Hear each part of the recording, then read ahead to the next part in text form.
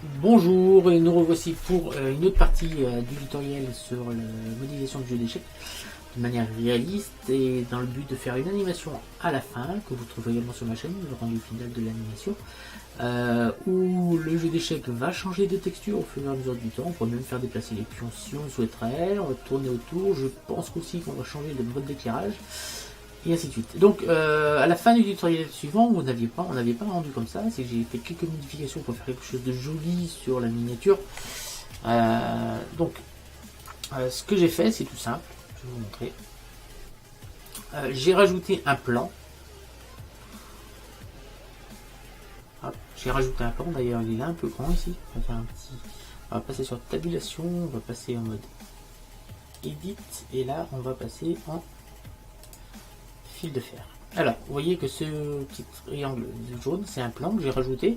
Il est au milieu de notre tapis de notre échiquier, et on va le diminuer encore un petit peu pour qu'il prenne vraiment la forme. Voilà, comme ça. Comme ça, il sort pas.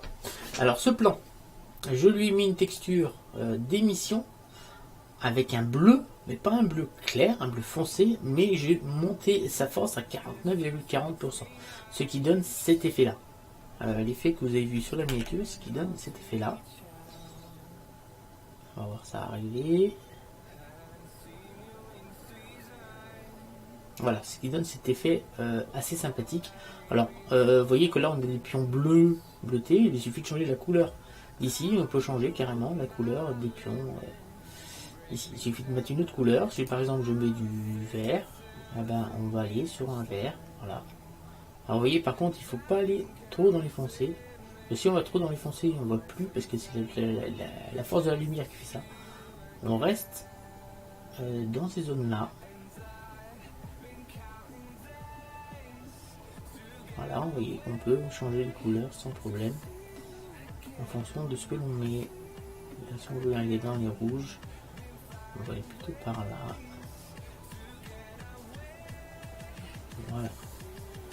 Quelque chose comme ça, là, là j'ai le même échec mais en rouge. Il suffit de changer la couleur. On va appuyer sur CTRL Z. Hop. Ouh, vas-y, vas-y.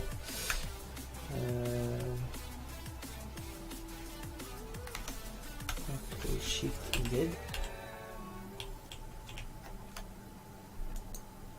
Voilà. On va remettre du bleu comme on était. Donc c'est par là. C'était pas de ce style là. Voilà, on était pas mal. On était pas préparé. Bon, c'est pas tellement important. Maintenant on va commencer, on va continuer, on va faire la modélisation. On va continuer la modélisation. Donc là je dois avoir encore verrouillé caméra à vue, je le sais parce que là vous autour de ma caméra j'ai du rouge. D'ailleurs pour les caméras, pour que ce soit plus simple, quand vous êtes en vue caméra, je vous conseille, donc vous allez me cliquer sur la caméra, je vous conseille tout simplement ici de passer l'alpha à 1, comme ça vous avez seulement la vue caméra, et ça peut être, ou alors vous mettez 0,9 pour voir quand même un peu le tour. Avec là on voit quand même un petit peu le tour, mais c'est plus simple pour voir de voir ce que vous allez voir. Donc on déverrouille, verrouille la caméra à la vue, et on va pouvoir continuer la modélisation. Donc on va sélectionner les pions. Je vous rappelle que c'est qu'un seul objet, les pions. Donc appuie sur H pour le cacher, et on va sélectionner l'échiquier, et on va appuyer sur H. On peut même mettre le plan, et on va appuyer sur H. Voilà, on a tout caché, et on va revenir sur la vue 1 et sur en vue orthonormale. Donc maintenant on va passer à la tour. Tiens, on va commencer à modéliser la tour. Voilà, on va zoomer un petit peu. Alors, si vous voyez que votre fenêtre de travail est pas assez grande, vous faites un raccourci, c'était Shift espace, et votre fenêtre, la fenêtre sur laquelle vous mettez votre curseur, là je mets mon curseur là, hop, se met en plein écran. Si je fais pareil ici, vous voyez qu'il n'y a pas de problème. Vous faites Shift espace pour passer en plein écran, et Shift espace pour revenir du plein écran. C'est aussi simple que ça. On va modéliser la tour. On va partir sur la tour. Donc Donc on va sur l'image et on va décaler. Donc on maintient Shift et on va venir décaler la tour. Donc on va faire exactement comme pour le pion, sauf qu'on va utiliser un autre outil supplémentaire pour faire les encoches en haut. Là. Donc on va se rapprocher pour essayer de bien se mettre au centre. Là on n'est pas super. Attendez, 3. C'est pas mal, mais on n'est pas. Là on est pas mal. On n'est pas mal du tout. Donc hop. Et au niveau du sol on est bon. Voilà. Donc on va pouvoir commencer la modélisation. Donc comme pour le pion, on va partir d'un plan, Shift A, Mesh plan. Voilà. RX 90 entrée, on fait une rotation sur l'axe des X de 90 degrés. On va appuyer sur tabulation. On va passer en mode Edit. Alors, soit vous cliquez quand vous avez le spy comme ça, vous tapez sur tabulation, ou soit vous tapez sur mode Edit, soit vous tapez tout simplement sous chiffre 6 et on passe sur mode Edit. On va faire maintenant avec CTRL Tab, on va passer en vertex, on va appuyer sur la touche A pour tout désélectionner, sur la touche C et on va sélectionner 3 points. Voilà. On fait un clic droit, on appuie sur X et vertice. On va sélectionner le 4e point et on va tout de suite le mettre au niveau du curseur 3D. Donc Mesh, aimanté, sélection vers curseur. Voilà, on va faire un Shift espace pour passer ça en plein écran et on est reparti pour la modélisation de la tour. Donc extrude sur l'axe X, parce que le bas doit bien être horizontal. Et là, on va pouvoir modéliser. Donc, on multiplie les extrudes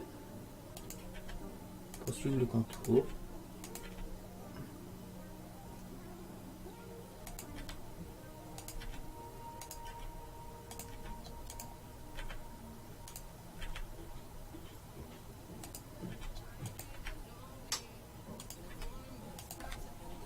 Donc, Shift, clic de la roulette pour faire un pan. Je rappelle les raccourcis. Donc pour les raccourcis de déplacement et de vue, j'ai fait un tutoriel dans les outils, dans le playlist outils du logiciel Blender. J'espère que mes tutoriels sont assez complets. Vous trouvez 10 outils, de façon au fur et à mesure que vous allez suivre mes tutoriels, vous allez apprendre à maîtriser les raccourcis clavier, qui sont très utiles de toute façon dans la plupart des logiciels d'infographie, que ce soit 2D ou 3D. Les raccourcis clavier, c'est quasiment l'essentiel. Absolument, on les connaît, ça va très vite. Sinon, on va oublier de cliquer sur les menus. Je vois certains tutoriels sur Blender où on voit les gens cliquer sur les menus, ça prend 3 plombes et ben, ça fait pas.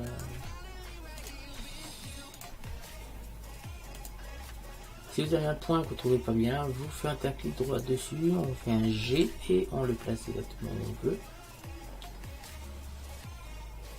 Voilà, je reviens ici. Clic droit, extrude.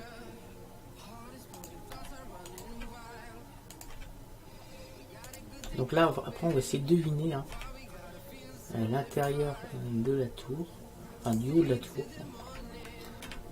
On va essayer de deviner l'épaisseur et jusqu'où ça descend.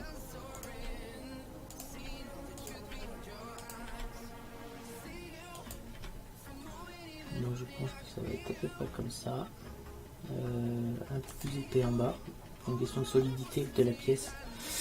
Là autrement ça paraît pas mal, donc là on va partir tout simplement sur X et on va cliquer là, on va venir toujours le sur le magnétisme, on a les vertex sélectionnés le plus proche, on va cliquer sur la flèche rouge, on va déplacer, on appuie sur la touche CTRL et on va aller mettre le curseur au niveau du curseur 3D et on relâche. Voilà. Alors là on a notre profil de tour qui est modélisé, on va appuyer sur A 2 fois pour tout sélectionner et on va retourner sur faire tourner. Alors on ne fait pas tourner bien sûr sur l'axe X ni sur l'axe Y, donc on va taper sur 0, 0, mais bien sur l'axe Z. Donc on peut taper 1. Bon, même 0,249 c'était bon parce que les deux autres sont à 0. Voilà, on a notre tour qui est presque fini d'être modélisé, mais il nous manque les encoches en haut. Donc on va faire ça d'une autre façon. Voilà. Et on va passer en tabulation, on va passer en mode objet et on va passer en mode solide. Donc soit on clique là, soit on appuie sur Z et solide. Donc là il nous manque un zut. Tabulation mode objet. Là on va peut-être cliquer sur un petit adoucir. Mode objet. Shift espace pour revenir sur notre plan de travail initial. On va venir ici, ajouter un modificateur et comme pour les pions, on va passer à 3. Voilà. Là, on est pas mal. Bon, maintenant il reste plus qu'à. On va peut-être rajouter du loop cut au-dessus. Donc on passe sur tabulation, sur mode edit, et là on va rajouter des loop cut. Donc on va faire un petit contrôle R à l'intérieur et on va le descendre en bas pour si on revoit. Oui, mais on n'aura pas de lumière donc ça sert à rien. Si on passe en mode objet, vous voyez bien que là on a récupéré notre petite chose qu'on avait au début. Maintenant on va faire les encoches. Donc on va en faire 4, 6. On va partir sur 4. Donc pour faire ceci, on va faire un Shift A, Mesh, Cube, S, Y. Donc là on va définir l'épaisseur de l'encoche. Je pense que ceci c'est suffisant. On va faire un Shift D, R, Z, 90. Voilà. On va sélectionner les deux. Et on va faire un petit CTRL J pour faire une seule pièce. Voilà, on a quelque chose qui ressemble à ça. On va venir le monter au niveau de là où on veut les encoches. Voilà, comme ceci. Ça ne doit pas toucher le fond. On va bien s'assurer ici qu'on ne touche pas le fond. On va passer en fil de fer et sur la vue 1. Sur la vue 1 pour bien s'assurer qu'on ne touche pas le fond. Vous voyez, le fond il est là. On peut baisser un petit peu, G, Z, voilà, comme cela.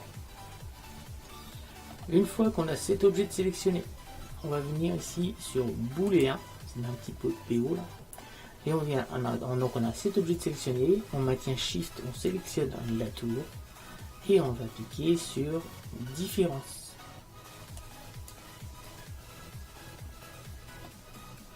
Voilà, alors si on passe en mode objet, ça fait bizarre, mais si on passe en mode objet et en mode objet et en solide, vous voyez bien qu'on a créé les encoches pour la tour. Alors on a un petit bug ici, je sais pas comment ça se fait, on a un petit bug ici au niveau d'ici parce que normalement on ne devrait pas avoir ça. Ah si, c'est parce que c'est dû au profilage ça. C'est dû au faire tourner. On va revenir en arrière, donc CTRL Z. Voilà, on va faire tout simplement un petit R. Non, sur tac, on va sélectionner seulement ça. RZ 15 degrés. 20 degrés. Voilà, histoire que ça ne se retrouve pas sur le point. Voilà, ici. On va resélectionner maintenant notre. Donc, une fois qu'on est comme ça, on est bien sur booléen. Ici. On va cliquer avec Shift la tour et on va cliquer sur différence. Voilà, cette fois, il n'y a plus de problème. On a notre tour qui est modélisé. Donc, on peut faire apparaître tout. Donc, on fait Alt H. On va tout faire apparaître. On voit là par contre la tour a un problème d'échelle. On va appuyer sur 7 et on va diminuer notre tour. Donc on vient cliquer sur la tour. Et on va faire un petit S pour diminuer la tour. On va mettre sur sa case. ça, on aura une meilleure idée de l'échelle. S. Voilà, je pense que là on est pas mal. G. Et on appuie sur 1 pour s'assurer qu'ici on est bien au niveau du plateau. Là on est pas mal du tout. Voilà. On va lui donner la texture. Donc là on est du coup de côté des... Je sais pas. Du côté des... On va faire un petit Shift Z parce que je vois pas. Je vois pas. Shift Z.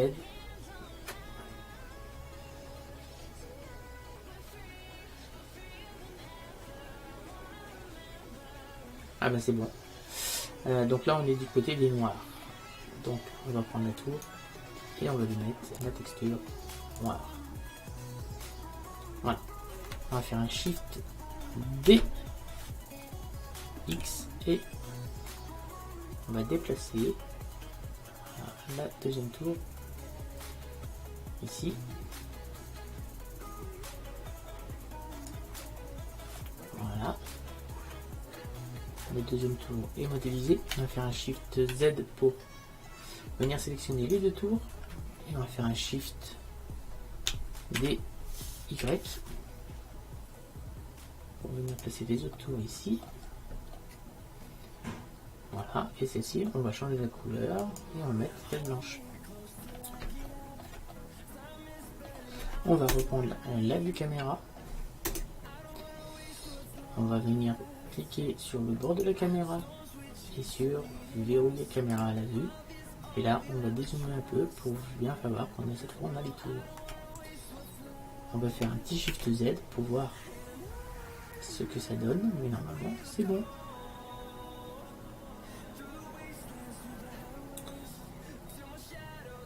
Voilà. Alors, il nous manque une texture ici qui doit être aussi case blanche. Voilà.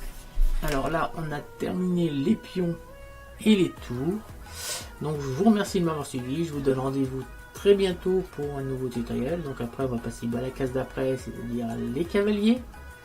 Ensuite, on passera au fou, à la dame et au roi. Donc quoi que la dame et le roi, on peut peut-être faire ça sur mon tutoriel, on verra. Donc je vous remercie de m'avoir suivi. N'hésitez pas à vous abonner, à liker, à partager et à laisser des commentaires pour me dire votre avis sur mes différents tutoriels et à me donner des idées si vous avez d'autres objets que vous voudriez que je vous apprenne à modéliser, que vous ne savez pas faire, ou des choses que vous ne savez pas faire sur Blender. N'hésitez pas à me le demander dans les commentaires. Je me ferai un plaisir de faire des tutoriels dessus. Merci à tous et à très bientôt.